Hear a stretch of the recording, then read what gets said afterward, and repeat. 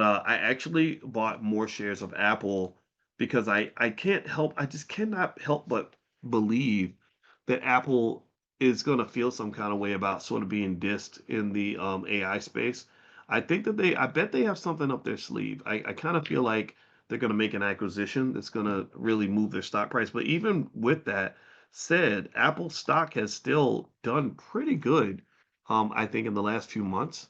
Or maybe I'm delusional here. Let me take a look here and just kind of share the screen. Yeah, the last week it's had a pretty good week, and there's a lot of speculation that Apple's going to do an acquisition of an AI company, which is going to make a big difference. So the last 6 months, okay, you got a nice 14%. That's really good. That's really good.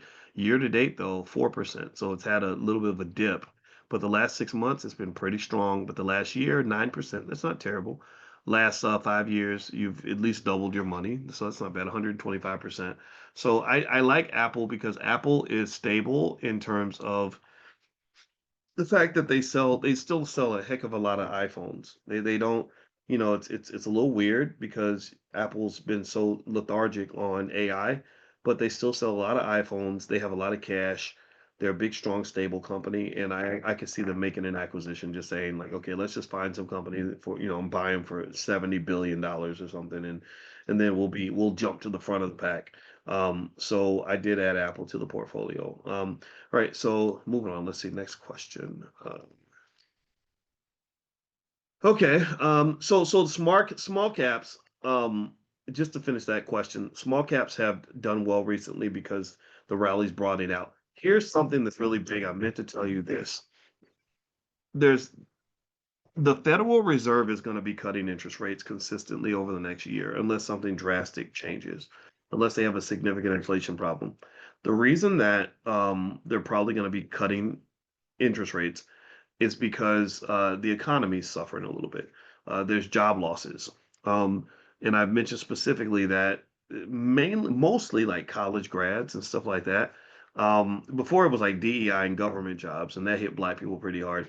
Now college grads are just not getting jobs. I saw an article today from a computer science professor at Berkeley, Berkeley, who said his students are not getting jobs like they used to at all.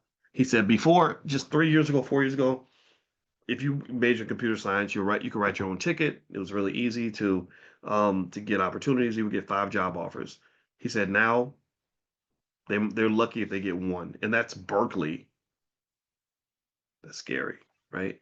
So this is gonna eventually catch up. What um, analysts tend to believe is that right now the stock market's ignoring it completely. The stock market don't care. And that's the thing. When you're a stock market investor and you're making all your money in the market, I don't know. I guess maybe investors are a little bougie because or detached from the working realities of the rest of America. And so the biggest things they're thinking about are um, inflation and Fed cuts, and mainly Fed cuts and earnings, right? They're wondering if companies' earnings this season are going to be strong, and that the Fed is going to do its job and keep cutting interest rates. If those two things happen, they expect a rally for the rest of the year. They expect that this market's going to continue to skyrocket. Um, the unemployment issue, though, through AI is something that's gonna, they believe, could creep into the numbers over time. So maybe like about a year from now, somebody suddenly wakes up and says, "Oh my God, you notice how many jobs are being lost from AI?" And it's already happening. Companies are already telling you. So basically, the Fed is going to keep cutting interest rates. The reason that most people would argue that you want to be long in the stock market during that time, long meaning you want to own stocks, is because there's a saying in investing called "Don't fight the Fed." Don't fight the Fed. You don't go in the direction of the Fed, the opposite direction of the Fed.